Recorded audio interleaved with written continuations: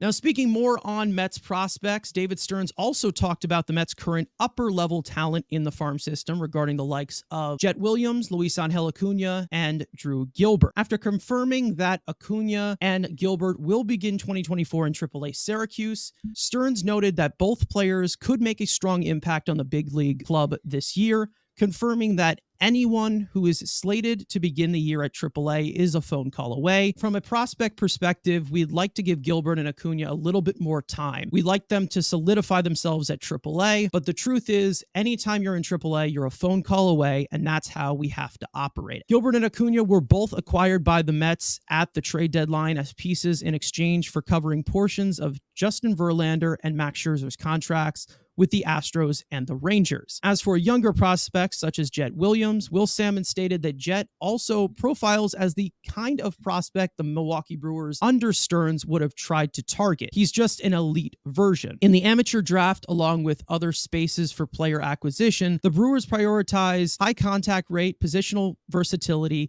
and strong plate discipline. Williams brings all of those in a stable form and might develop a bit more power. Williams was the Mets' other first-round pick along with Parada back in 2022, now entering a 20-year-old season after surging through 3 levels of the minor leagues in 2023. Acuna, Gilbert, and Williams all have been profiled as pieces who could be featured at the MLB level in 2024 with the utilization of the Mets depth chart at a very pivotal spot going forward. Other positional player prospects include Ryan Clifford, the other piece that was sent to the Mets along with Gilbert in the Verlander trade, Alex Ramirez, who was added to the Mets 40-man roster to be protected from the Rule 5 draft, as well as other lower-level prospects such as Colin Houck, Nolan McLean, Jeremy Rodriguez, among others. Stearns has made it clear the kids are going to play, and obviously we're more higher on Gilbert than Acuna, but again, like both guys are, like you said, 1 call away.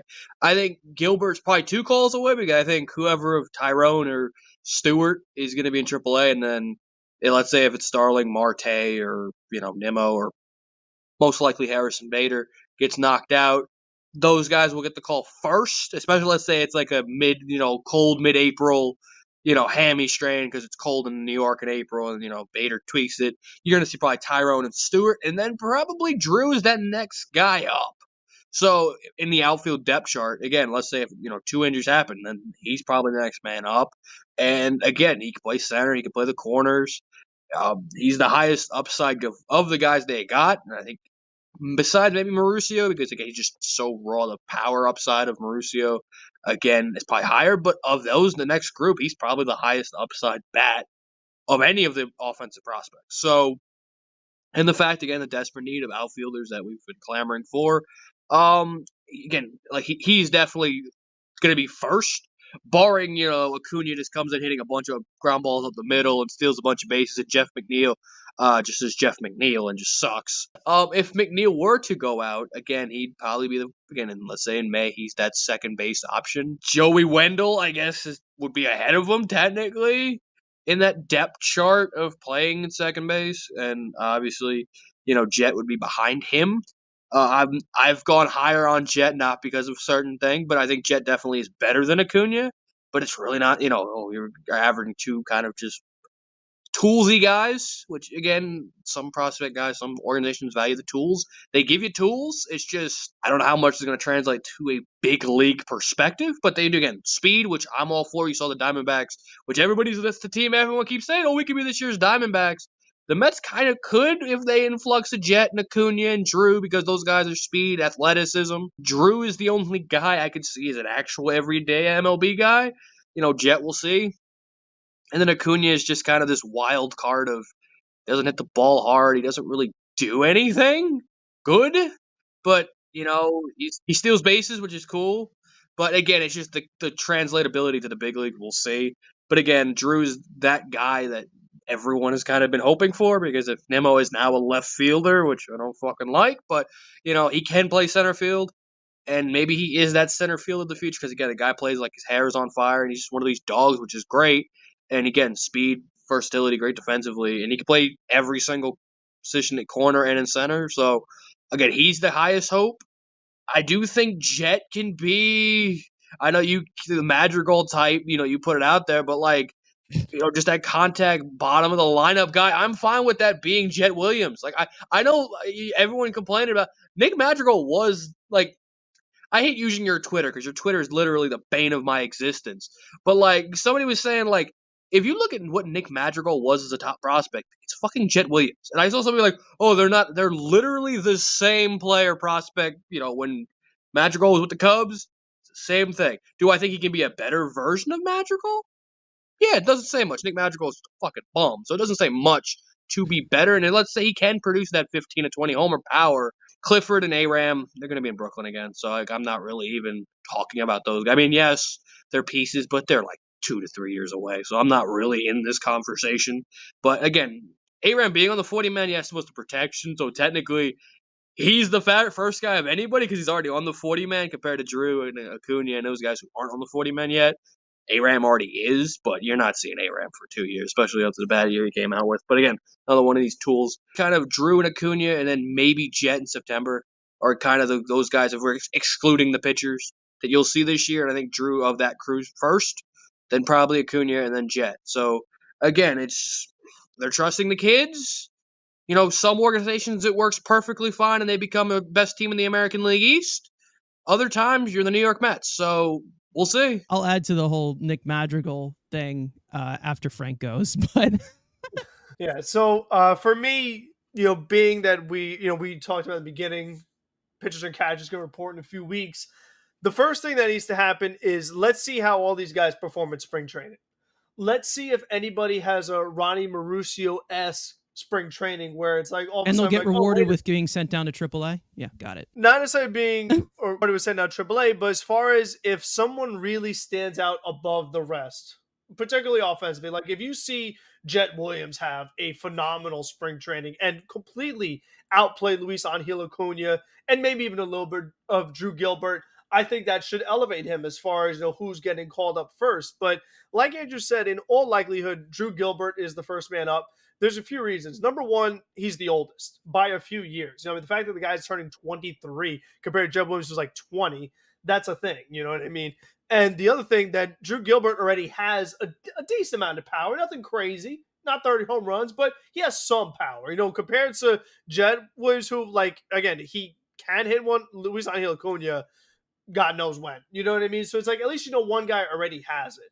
But I think the other thing is, if one of these guys getting called up, it's for the outfield. It's not for the infield.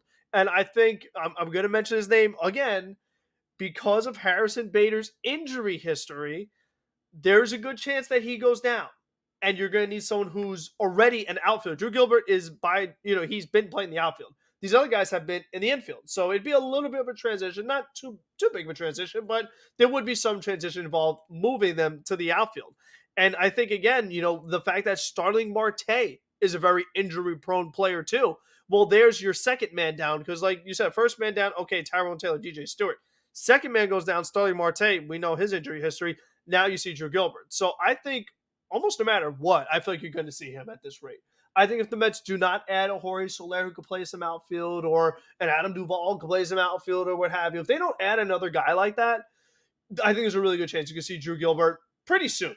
I think it's quicker than you maybe originally thought as far as the month that you see him in. Because if this offense struggles like the way we're talking about that bottom half of the order, let's say Bader's healthy, but he's just so freaking bad and Drew Gilbert is raking in AAA, I'll be the first one to say, get that bum out of here and let's let the kid play. I'd be the first one to say, because I already hate this signing as it is, because I don't want to hear about this defense run prevention crap. If we can't score, don't matter. I mean, listen, if we have 0 runs and they don't get 0 runs because of Harrison Bader's defense, what we're just going to do? Play a bunch of extra inning games? I mean, it makes no sense to me. I think that there's a few different routes that Gilbert could get in here. I think that, with Acuna, with Jett, there's a little more development going on.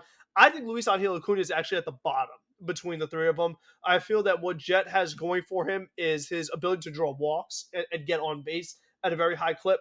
I think that's something that should translate really nicely into the big leagues compared to Luis Angel Acuna, who's just purely betting on speed, Whereas Jett Williams says, okay, at least I can get on base and then use my speed. So I think that's kind of the order that they're going. I think you got Gilbert up first, then Jett, then Luis Angel. Andrew, I'm really glad that you did buy the Nick Madrigal stock into well, again, Jett Williams.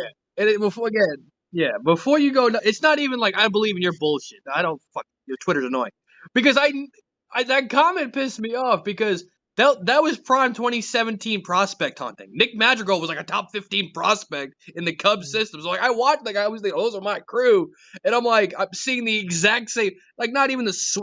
Here's the problem. I don't actually believe that. No, okay? I think that's some bullshit. I don't actually believe that. Nick Madrigal is like this perfect parallel that I've had for like, I don't know, since he was drafted, of like, it was just like the perfect parallel, same frame, same this, same that. I compared them just to piss people off. But do I think that Jett Williams is going to be a bad player like Nick Madrigal has been? No. I think that he's going to be a mediocre player at best. Like, I just don't think that he's going to be really living up to that first round pick hype that he has had and how Mets fans think that he is, you know, the next Altuve. It's not going to happen. And listen, I think that it does make sense a lot as to this is a type of player that Stearns has gone after in drafts and player development. But the one thing that he doesn't have and is yet to been able to prove is kind of translating that zone contact into sustained power. That's where like that tough judgment comes from with Jett Williams for me, because we have yet to see that at a consistent rate in the minor leagues. And I just don't know how that's going to translate against guys who are throwing 95 plus. When you compare AA pitching, AAA pitching to major league pitching, it is so different. Like, it's such a different environment, especially with the hitting environment in AAA. It is such a weird jump. And that's why I just don't think that, even if it is putting Jett Williams into AAA, I don't think that that's going to prove anything either. Because again, AAA, in my opinion, is worse talent than AA. Like, that's how fucked the hitting environment is there. So it's like, we just don't know if it is going to translate well at the major league level, because I'd say that AA is a lot more closer to the major leagues. Like, I would say that if somebody does well in AA, they should be up here if they're highly regarded. Like, I don't really think that AAA is as necessary for like really anybody who has destroyed AA. As for a guy like Acuna, like, I don't really care where he goes because I'm not high on it at all. Like, it's not like really just like hating Max Scherzer or anything of what we got in return for there, but there was other pieces that I would like to get besides somebody like Acuna. But I'm not mad at the guy Acuna. I'm just saying, like, I just don't think it's really anything. Like, I just think it's like, at best, you're going to get like I feel like this is like a bench piece, like at best at the major league level. But again, I could be wrong. All it just really comes down to with Jett is like, it's hard to see him working in and developing that type of power and that type of hitting and bat speed and those type of hitting tools when he's already at this 5'8" frame where you're just kind of limited in that sense. And I just don't think that using Altuve in that sense really like gives it any justice whatsoever.